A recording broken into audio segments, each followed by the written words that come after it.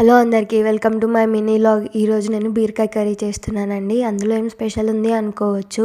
నేను చేసే బీరకాయ కర్రీ మా అమ్మమ్మ స్టైల్లో చేస్తున్నానండి. మా అమ్మమ్మ బీరకాయలో పాలేసి వండుతుంది, నేను అలా చేస్తున్నాను.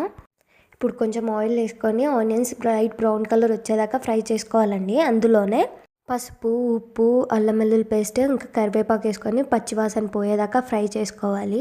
ఆనియన్స్ అన్నీ ఫ్రై అయిపోయాక కట్ చేసి పెట్టుకున్న బీరకాయ ముక్కల్ని వేసేసి ఇలా వాటర్ వచ్చేదాకా ఫ్రై చేసుకోవాలండి. నెక్స్ట్ సరిపడంత కారం వేసుకొని పచ్చివాసన పోయేదాకా ఫ్రై చేసుకోవాలండి. ఫస్ట్లో సాల్ట్ వేసాను కదండి, సరిపోలేదు. సో నేను మళ్ళీ చూసుకొని సాల్ట్ యాడ్ చేసుకున్నాను. కారం మంచిగా ఫ్రై అయిపోయాక నెక్స్ట్ లాస్ట్లో మనం పాలు పోసుకోవాలండి. నేను ఒక టీ గ్లాసుడు పాలు పోసాను. ఇప్పుడు సిమ్లో పెట్టి ఒక 5 minutes కుక్ చేసుకుంటే మనం బీరకాయ కర్రీ రెడీ. బీరకాయ కర్రీ అయితే సూపర్గా వచ్చిందండి. ఇంకా నేను ఆమ్లెట్ కాంబినేషన్తో నా ఫుడ్ కంప్లీట్ చేసేసాను. మీరు కూడా బీరకాయ కర్రీని ఇలా ఒకసారి ట్రై చేయండి. ఎలా వచ్చిందో కామెంట్ సెక్షన్లో కామెంట్ చేయండి. Thank you for watching.